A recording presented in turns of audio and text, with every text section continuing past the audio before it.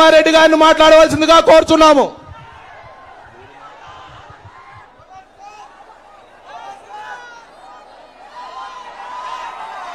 రాజంపేట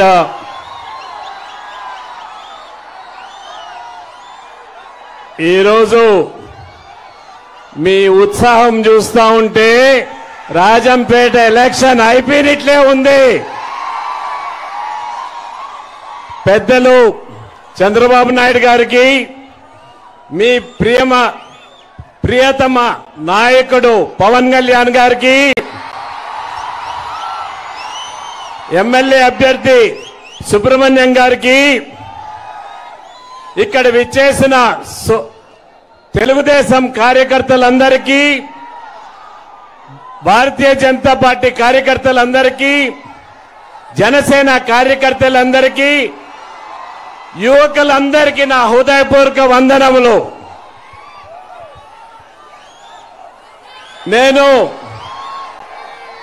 మొట్టమొదటిసారి చంద్రబాబు నాయుడు నేను కలిసి మీటింగ్ లో పార్టిసిపేట్ చేయటం జరుగుతా ఉంది.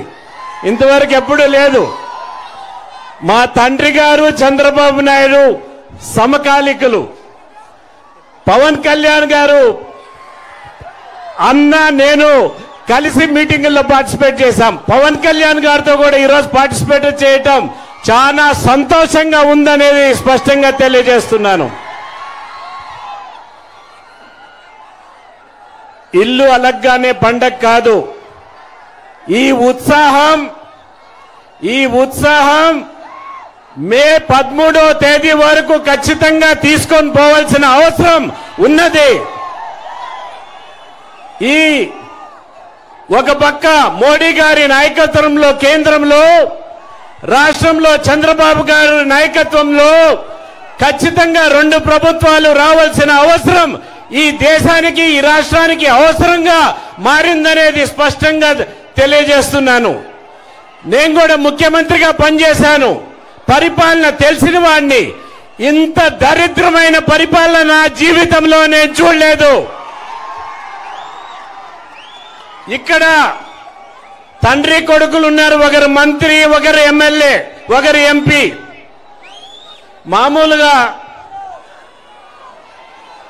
మామూలుగా వీరు ఎవరైనా ప్రజాప్రతినిధులు అయితే ప్రజలకు మేలు చేయాలి. కానీ వీరు చేసిన నిర్వాక్యం వల్ల పూర్తిగా అన్నమయ్య డ్యాం కొట్టుకొని పోయేదానికి కేవలం వీళ్లే కారణం అనేది స్పష్టంగా తెలియజేస్తున్నాను.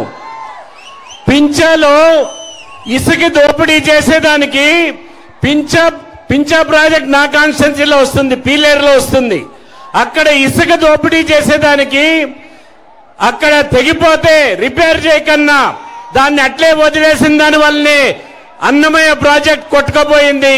కొట్టుకుపోయిన తర్వాత 39 మంది చనిపోయారు.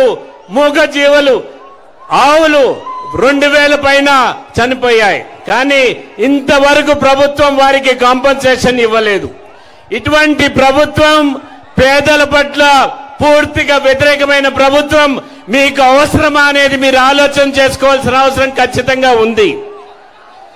ఉద్యోగాలన్నీ ఏమైపోయినాయి? యువకులు ఇంతమంది ఉన్నారు. డిఎస్సీలు పెడుతున్నారా? ఉద్యోగాలు ఇస్తున్నారా? ఒక్కసారి ఆలోచన చేసుకోవాలి. వీరు కేవలం మాఫియాగా తయారైపోయింది ప్రభుత్వం.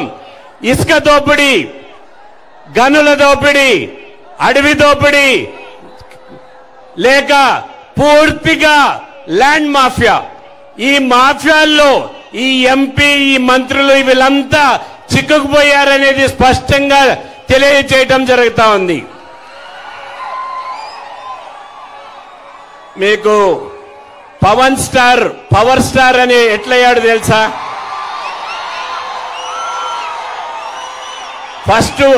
ఫస్ట్ మూవీల్లో మీరు ఆమోదించలేదు. ఆయన స్ట్రగ్లింగ్ స్టార్ గా ఉన్నాడు. ప్రజలు ఆమోదం తెలిపిన తర్వాత పవర్ స్టార్ అయ్యాడు. ఈ ఎలక్షన్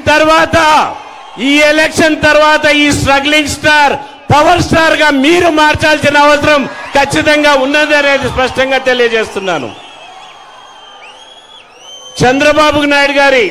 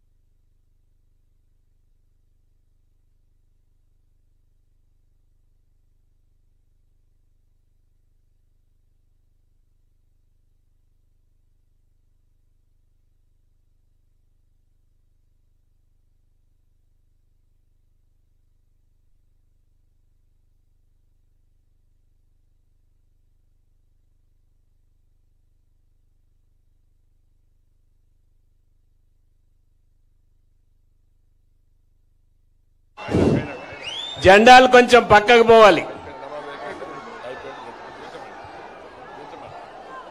కొంచెం జెండాలు కిందికి తీసుకోండి, కనపడటం లేదు, వెనకాల వాళ్ళకి కనపడటం లేదు, పక్కకు పోండి, స్ప్రెడ్ అవుట్ కాండి.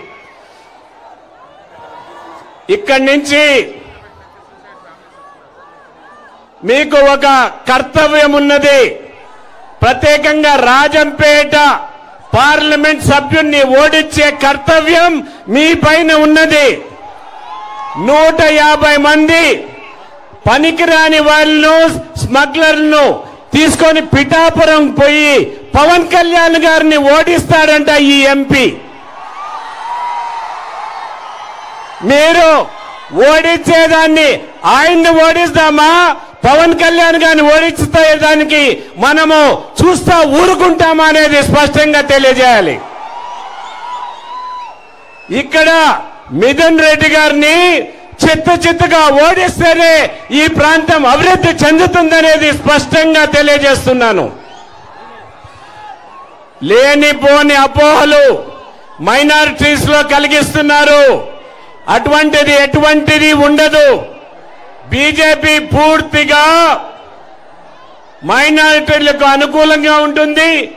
సిఏఏ అనేది సిటిజన్స్ అమెండ్మెంట్ యాక్ట్ కానీ, ఎన్ఆర్సీ కానీ, నేషనల్ రిజిస్టర్ ఆఫ్ సర్టిఫికెట్ కానీ ఎటువంటి భారతీయ ముస్లింకి సంబంధం లేదు.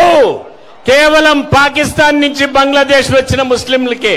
ఇది కేవలం అపోహలు సృష్టించి మీలో ఒక భయం క్రియేట్ చేసేదని తెలియజేస్తూ నేను 2 మాటలు చెప్పి ముగిస్తాను. ఇప్పుడు సమయం అవుతున్నది కాబట్టి ఖచ్చితంగా చంద్రబాబు నాయుడు అనుభవజ్ఞుడు మనకు ముఖ్యమంత్రిగా కావాలంటే మీరందరూ కూడా సైకిల్ గుర్తుకి ఎమ్మెల్యేకి ఓటేయాల్సిందిగా కోరుకుంటూ, ఒక్కసారి మీరందరూ కూడా తెలుగుదేశానికి ఎవరు సైకిల్ గుర్తుకి ఓటేస్తారో చేతులు ఎత్తాల్సిందిగా కోరుతున్నాను. 2 చేతులు. అదే విధంగా పార్లమెంటుకి